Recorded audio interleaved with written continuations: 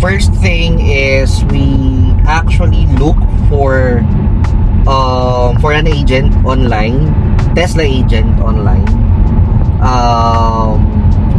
para mag-guide kami kung paano yung magiging proseso and everything. So may nakausap ako, his name is Kyle Bagusto. So if he's really nice, he knows everything about the product regarding on the unit. So I highly suggest you contact Kyle Bagusto if you are looking for a Tesla or if you want to know more about Tesla units. So siya yung nakita namin, and then for me to be able to be convinced na talagang Tesla yung kukunin namin, we book for a test drive through Kyle as well. So nag-book kami ng test drive, nag-send ng confirmation via email na nakabook na kami for a test drive for that specific date. I already forgot the specific date. And then I'm convinced na talagang Tesla na yung kukunin namin. So what we did is we processed an order online through Tesla PH. March 30. That was March 30, 2026. So nag-place kami ng order for a total amount of 15,000. By the way, FYI, that's non-refundable. So basically, if magpa-process kayo or order kayo online, keep in mind that is non-refundable for the 15,000. Okay? So yung 15,000 na yun is para makakuha kayo ng actual quotation from Tesla PH. Kasi yun yung ipe-present nyo sa bank if you want to apply for a bank PO. But if you are going or if you are going to buy a Tesla unit cash, wala kayong problem. So yun is basically ang mangyayari is yung 15,000 na yun para makakuha kayo ng actual quotation na ipe-present nyo sa bank. Then once na nakuha nyo yun, present nyo sa bank kasi yun yung unang-unang hinahanap for them to be able to check kung magkano yung ilo-loan na amount sa inyo. Kasi yun yung pinaka-importante if you're going to apply for a bank loan or auto loan. So yun yung present namin. Ang pangit nun is since non-refundable siya, need to take the risk na hindi siya refundable. So if ma-approve ka or hindi, wala na yung 15,000 mo, para lumipad na siya sa hangin. So yun, kami wala pa rin kaming approval that time, pero syempre hesitant kami to pay for the 15,000. Pero ang pinagbasehan na lang namin is kasi meron siyang libreng wall charger if ma-approve ka through RCBC or Union Bank. Yun yung alam naming dalawang bank. I don't know if meron pang ibang bank para makakuha ka ng free wall charger.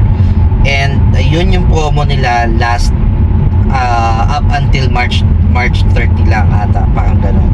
Kaya nag-proceed na kami na mag-place ng order ng 15,000. And then once you place an order, it depends kung gaano kabilis yung bangko, kung gaano kayo katagal bago ma-approve.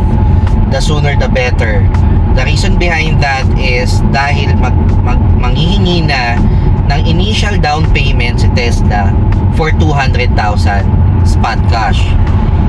Less na yun doon sa kabuuang price nung amount na ilo-loan mo. So let's say 1.825 yung ilo-loan mo.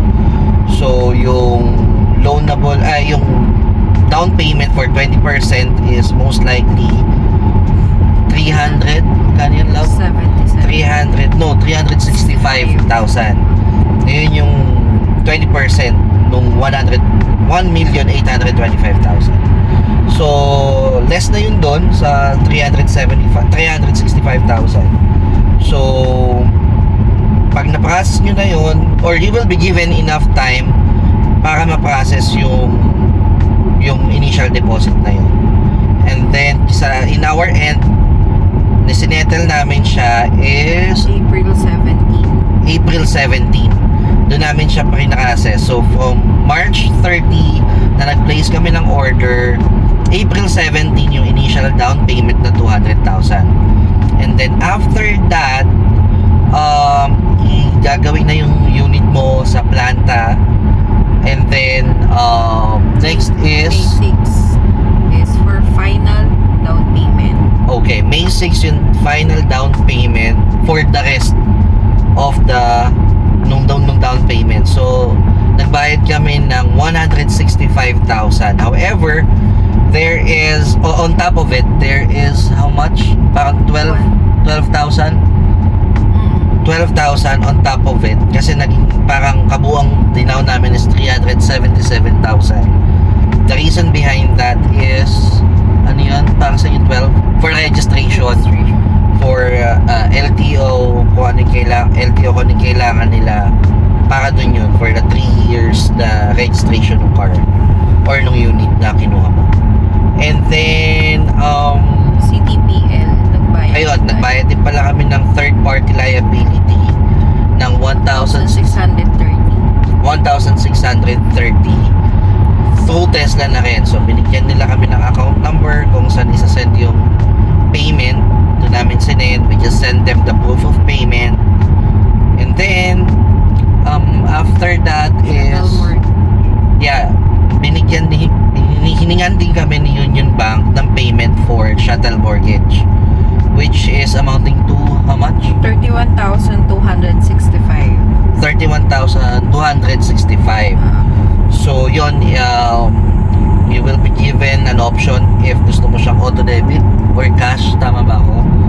So since Union Bank kami, yung binigyan kami ng option, so sabi namin sige auto debit na lang, kasi pinagawa din nila kami ng savings account kung saan ilales yung